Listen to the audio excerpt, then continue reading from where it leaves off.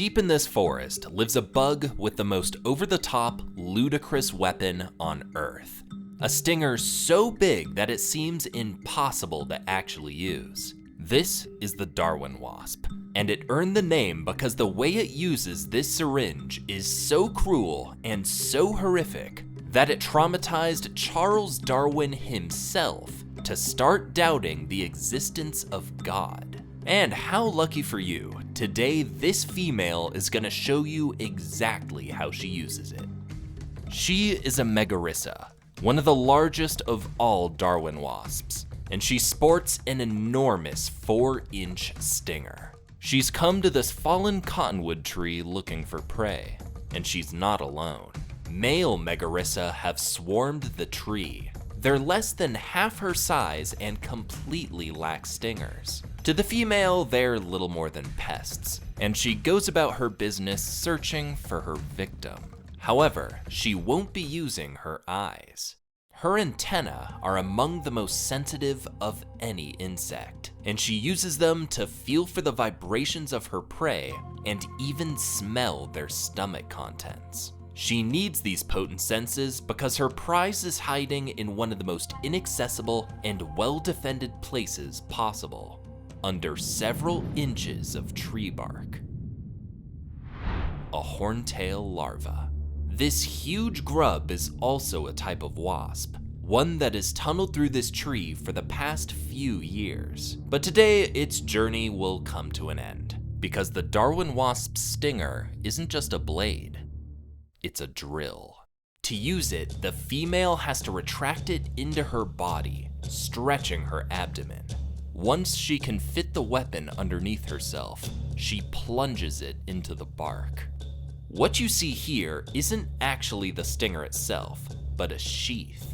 The tip of it, like any good drill, is made of metal, zinc and manganese. It comes in 2 halves, which slide against each other back and forth, effortlessly slicing through the wood.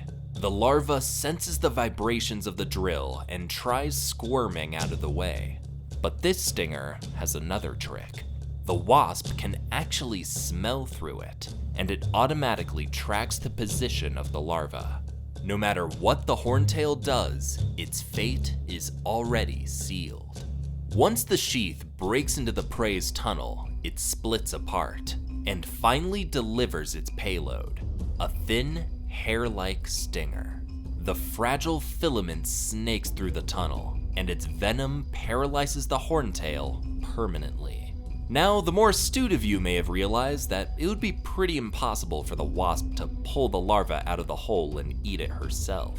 And in fact, this meal isn't for her, but for her young. Through the impossibly thin stinger, she lays an egg onto the larva.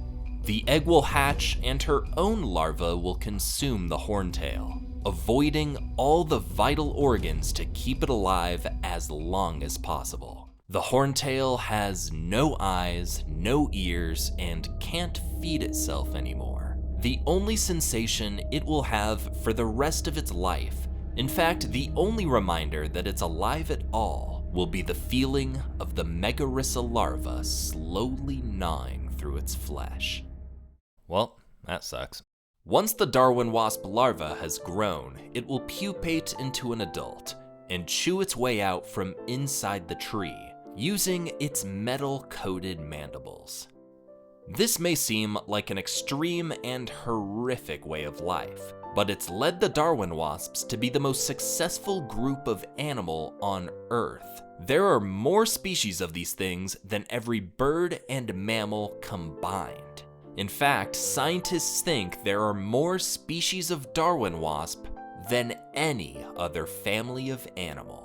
If you want some other reasons to be thankful you're not bug-sized, check out my video counting down the 5 wasps that are the best predators. You know it's bad when the Darwin wasp doesn't even make the cut. And I'll see you all next time.